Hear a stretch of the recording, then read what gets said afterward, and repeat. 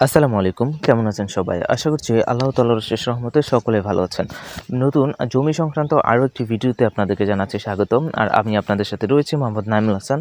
আজকের ভিডিওতে আমি আপনাদেরকে দেখাবো কিভাবে আপনারা অনলাইন থেকে জমির অর্থাৎ মৌজা ম্যাপ ডাউনলোড করবেন বা মৌজা ম্যাপটা কিভাবে আপনারা অনলাইন থেকে পাবেন সেই প্রসেসটা আপনাদেরকে দেখাবো। তো সেই প্রসেসটা জানতে হলে অবশ্যই সম্পূর্ণ ভিডিওটি মনোযোগ সহকারে দেখতে হবে, কারণ পুরো ভিডিওতে আমি A to Z আপনাদেরকে স্টেপ বাই স্টেপ গাইড করব কিভাবে আপনারা মৌজা ম্যাপ পাবেন। তো আপনার স্ক্রিনে দেখতে পাচ্ছেন আমি যে কাজটা করেছি সেটা হচ্ছে সর্বপ্রথম আপনারা ভূমি মন্ত্রণালয়ের যে ওয়েবসাইটটা রয়েছে সেই ওয়েবসাইট আপনাদেরকে ভিজিট করতে হবে। তো সেই ওয়েবসাইটটা হচ্ছে land.gov.bd, যেটা আমি আমার ডিসক্রিপশন বক্সের মধ্যে আমি লিখে দেওয়ার চেষ্টা করব। তো এখানে আসার পর এই যে এখানে দেখতে পাবেন যে স্মার্ট ভূমি রেকর্ড ও ম্যাপ। খেয়াল করুন, আপনি ওয়েবসাইটে ঢোকার পর যখন একটু স্ক্রল করে নিচে আসবেন, স্ক্রল করে নিচে আসলে এখানে প্রায় 1টা 2টা 3টা 4টা 5টা 6টা আইটেম দেখতে পাবেন। এই 6টা আইটেমের মধ্যে আপনার স্মার্ট ভূমি রেকর্ড ও ম্যাপ সেবায় ক্লিক করলে আপনাকে এরকম একটা নতুন পেজে নিয়ে আসা হবে। যেই নতুন পেজের মধ্যে আপনি মৌজা ম্যাপ নামে যে অপশানটা রয়েছে সেই মৌজা ম্যাপ নামে অপশানের মধ্যে একটা ক্লিক করবেন। ঠিক আছে? তো ক্লিক করার পর এখন আপনাকে যেহেতু মৌজা ম্যাপ খুঁজতে হবে, তো সেক্ষেত্রে আপনার বিভাগ, জেলা, তারপর আপনার উপজেলা, তারপর আপনার মৌজা, এগুলো আপনাকে আসলে ডিফাইন করে দিতে হবে। তো মৌজা ম্যাপে ক্লিক করে আমরা আসলে যেই কাজটা করব সেটা হচ্ছে একটু স্ক্রল করে নিচে চলে আসবো। আপনারা দেখতে পাচ্ছেন চলে এসেছি এবং এখানে বলছে মৌজা ম্যাপ অনুসন্ধান। তো এখান থেকে আমরা আসলে যে কাজটা করব, প্রথমে বিভাগ সিলেক্ট করব। তো বিভাগ সিলেক্ট করার পর আপনাকে এখান থেকে জেলা সিলেক্ট করতে হবে। তো জেলা সিলেক্ট কিভাবে করবেন? তো জেলাটা জাস্ট ক্লিক করে দিবেন, তারপর আপনার উপজেলাটা সিলেক্ট করতে হবে, কারণ আপনি নির্দিষ্ট একটা এরিয়ার ম্যাপ ডাউনলোড বা অর্থাৎ আপনারা নির্দিষ্ট একটি ম্যাপের একটি জায়গার ম্যাপ চাচ্ছেন। তো সেক্ষেত্রে আগে সেই জায়গাটি খুঁজে পেতে হবে, তাই নয় কি?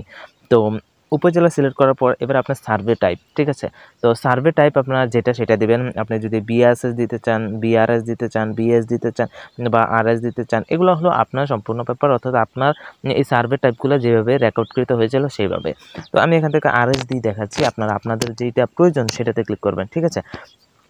তো এখান থেকে আরএসে ক্লিক করার পর অনেকগুলো মৌজা এসেছে, যে মৌজা এই উপজেলার আন্ডারে।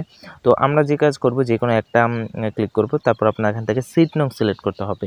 তো সিট নং আপনারা এখান থেকে যে কোনো একটা সিট নং সিলেক্ট করবেন। সিলেক্ট করে কী করবেন, এখান থেকে আপনাদেরকে ফার্স্ট টাইম যে কাজটা করতে হবে সেটা হলো ডাবল ক্লিক করতে হবে। যদি আপনারা আপনার এই মৌজা ম্যাপটা চান, তাহলে ওই সিট নংয়ের উপরে ডাবল ক্লিক করলে আপনাকে একটা নতুন ইন্টারফেসের সাথে নিয়ে যাবে। মেবি আমার নেটটা খুব স্লো করছে, নেট স্লো না করলে এরকম হওয়ার প্রশ্নই ওঠে না। নেট পারফরমেন্সও ঠিক আছে, দেখা যাক, একটু সময় লাগতে পারে, ঠিক আছে? যেহেতু আমার নেটটা দুর্বলই, ওই জন্য এখানে একটু সমস্যা হবে। একটু জাস্ট ওয়েট করে না, ওয়েট করলেই চলে আসবে, ঠিক আছে? ওকে, ফাইনালি আমরা ওয়েট করার পর আমরা দেখতে পাচ্ছি যে আমাদের সামনে এরকম একটা ইন্টারফেস আসছে। এরকম ইন্টারফেস আসার পর এখন যেহেতু আপনার মৌজা ম্যাপটি লাগবে, সেক্ষেত্রে আপনি মৌজা ম্যাপের জন্য আবেদন করতে হবে। এখান থেকে ছবিটা ডাউনলোড করলে রেজুলেশন খুবই খারাপ আসবে। তো আমরা যে কাজটা করব, আবেদন করে ফেলবো। এবার আবেদন করার প্রসেসটা আমরা দেখাবো। তো আবেদন করতে হলে আপনাদেরকে অবশ্যই পেমেন্ট করতে হবে। তো আমি আবেদন করুন বাটনে ক্লিক করলে ম্যাপ আবেদন ফর্ম চলে আসছে। তো এখান থেকে আপনাকে ফার্স্ট টাইম জাতীয় পরিচয়পত্র দ্বারা আপনাকে ভেরিফাই করতে হবে, ঠিক আছে? তো প্রথমত আপনি এই ফর্মটা ফিল আপ করার জন্য এখানে জাতীয় পরিচয়পত্র নং, তারপর আপনার যে কাজটা করতে হবে সেটা হচ্ছে জন্ম তারিখ দিতে হবে, মোবাইল নাম্বার দিতে হবে। দেওয়ার পর আপনি যখনই যাচাই করুন বাটনে একটা ক্লিক করবেন, দেখতে পারবেন যে আপনার পরবর্তী যেই ডেটাগুলো রয়েছে, আপনার নাম, তারপর আপনার হ্যান ত্যান যা, অর্থাৎ এনআইডি কার্ডের মধ্যে যেই ইনফরমেশনগুলো নিচে চাচ্ছে, যেমন নাম, ঠিকানা, এগুলো কিন্তু অটোমেটিকলি এখানে বসে যাবে, ঠিক আছে? তো আপনারা এই যাচাই করুন ক্লিক করলে নাম এবং ঠিকানাটা বসে যাবে। আপনারা চাইলে ইমেলটা বসাই দিতে পারেন, ইমেলটা বসাই দিবেন। এবার বসাই দেওয়ার পর আবেদনের ধরনটা আপনার সার্টিফিকেট কপি যেহেতু রয়েছে, সেক্ষেত্রে আপনার অন্য কোনো আইটেম সিলেক্ট করতে পারবেন না। তারপর সেবা প্রদানের পদ্ধতি হচ্ছে ডাকযোগে, অর্থাৎ তারা আপনাকে আপনার পোস্ট অফিসে এটা পাঠিয়ে দিবে। তো সেক্ষেত্রে আপনি চাইলে যদি দেশের ভিতরে নিতে চান, তাহলে দেশের ভিতরে, দেশের অভ্যন্তরে ক্লিক করলে আপনার জন্য 630 টাকা, অর্থাৎ ম্যাপ ফি হচ্ছে 520 টাকা, তারপর পোস্ট ফি হচ্ছে 110 টাকা, টোটাল হচ্ছে 630 টাকা। এটা আপনাকে পেমেন্ট করতে হবে উপায় বা এক পের মাধ্যমে। তো আবারও দেশের বাইরে যদি যান, দেশের বাইরে যাওয়ার পর এখান থেকে যদি আপনি দেশ সিলেক্ট করে দেন, মনে করেন দেশ সিলেক্ট করে দিলাম, তাহলে দেখুন ম্যাপ ফি হচ্ছে 520 টাকা, পোস্ট ফি 496 টাকা, টোটাল অনেক বেশি টাকা চলে আসে। তো এইভাবে মূলত দেশ বা বাহিরের জন্য মূলত আপনার ম্যাপ যদি লাগে সেই ম্যাপটাকে আপনি আবেদন করবেন। তারপরে এখানে এই যোগফল প্রদান করুন, তারপর পরবর্তী ধাপ অর্থাৎ ফি পরিশোধ করবেন। ঠিক আছে? তো আমি সকল ভিডিওতেই মূলত ফি পরিশোধ করার প্রসেসটা দেখাই থাকি। এটা খুবই ইজি।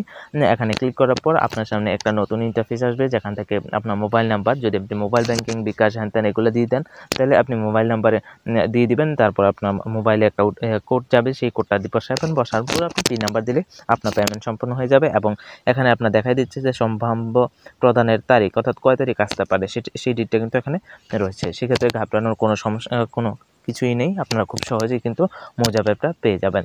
তো আজকের ভিডিওটা এই পর্যন্তই। সকলে ভালো থাকুন, সুস্থ থাকুন। আর আপনি যদি আমার চ্যানেলে নতুন হয়ে থাকেন তাহলে অবশ্যই চ্যানেলটি সাবস্ক্রাইব করতে ভুলবেন না। আর যদি অলরেডি সাবস্ক্রাইব করে থাকেন তাহলে আপনাকে অসংখ্য ধন্যবাদ। ভালো থাকবেন, সুস্থ থাকবেন। ধন্যবাদ।